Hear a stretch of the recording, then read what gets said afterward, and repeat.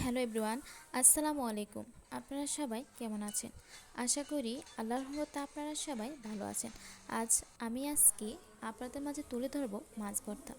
মাছ ভর্তা বানাতে আপনাদের যা যা লাগবে তা হলো পেঁয়াজ কুচি, রসুনের আস্ত কুয়ো, শুকনো মরিচ ও ধনেপাতা। প্রথমত আমরা চুলায় একটি প্যান বসিয়ে নিব। প্যানের মধ্যে সামান্য পরিমাণ অয়েল দিয়ে 5 থেকে 6টি মরিচ লোহিতে ভেজে নিব। পরবর্তীতে প্যানের মধ্যে রসুন দিয়ে দিব। রসুনটা ভিতরে যত সিদ্ধ হওয়া আগ পর্যন্ত আমরা ভেজে নিব। দেন পেঁয়াজের বেরেস্তা করে নিব।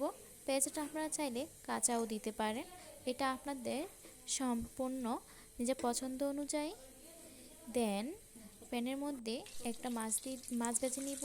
মাছটা কড়াকড়ি করে ভাজবো না, যতক্ষণ ভেতরটা নরম রাখতে হবে। দেন শিলপাটা পেতে নিব। শিলপাটার মধ্যে শুকনো মরিচ, পরিমাণ মতো লবণ দিয়ে কষে নিতে হবে।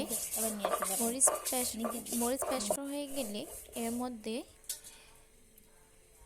রসুন সিদ্ধ করা রসুনটা দিয়ে দিতে হবে। রসুনটা সুন্দর করে মরিচের সাথে মিক্স করে নিতে হবে, না হলে মরিচটা পরবর্তীতে খাবে না।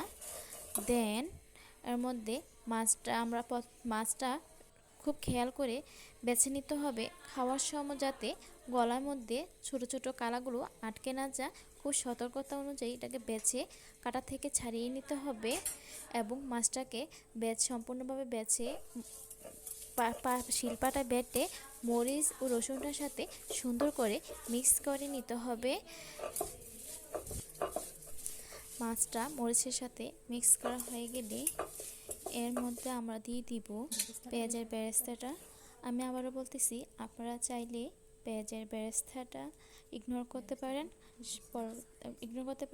আপনারা পছন্দ অনুযায়ী কাঁচা পেঁয়াজ অ্যাড করতে পারেন।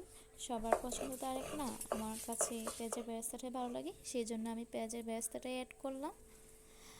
দেন সবগুলোর সাথে আবারও মিক্স করে নিব।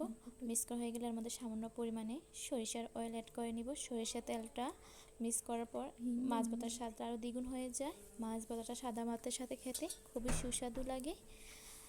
বেশ তৈরি হয়ে গেল আমাদের মাছ ভর্তা। গুড় অনুযায়ী আমরা শেপ করে নিব। আজ এই পর্যন্ত। আপনাদের সাথে আমার আবারও দেখা হবে নতুন একটা ভিডিওতে। এ পর্যন্ত ভালো থাকেন, সুস্থ থাকেন। আল্লাহ হাফিজ, টাটা।